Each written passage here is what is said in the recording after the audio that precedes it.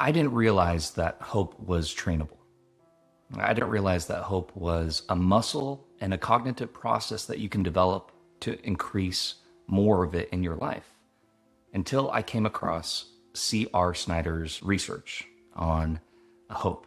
Now, going back to the research of CR Snyder and how he said that hope was a cognitive process that we can develop and have more of in our lives, he studied people who had a lot of hope in their life, and he also studied people who didn't have hope in their life. And he found that people who had hope in their life had these three things going for them. The first thing was people with a lot of hope in their life had clear goals. So what does that mean for us? What do goals do in your life? Goals set our vision and our direction towards a future that we ideally like to achieve.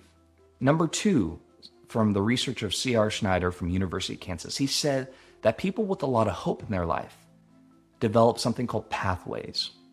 And pathways is an interesting thing for me.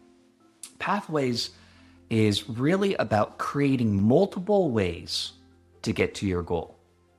A lot of times we have a goal, we have an end in mind, a vision, a direction that we want to accomplish, and we develop a path. And then, kind of like that chair that gets thrown in our way, life happens, right? We get hit with a lot of different obstacles. And instead of quitting on that goal, CR Snyder said the people with a lot of hope have multiple options or multiple paths to get to that goal. So it's not just one way to get there. There's multiple ways to get there. So developing alternative routes, detours, option B, option C, is going to increase your tenacity and your ability to achieve those goals.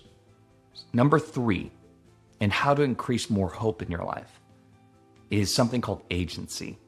Now, agency is the belief in your ability to create these pathways that will ultimately get to your goal. It doesn't matter what we go through in life.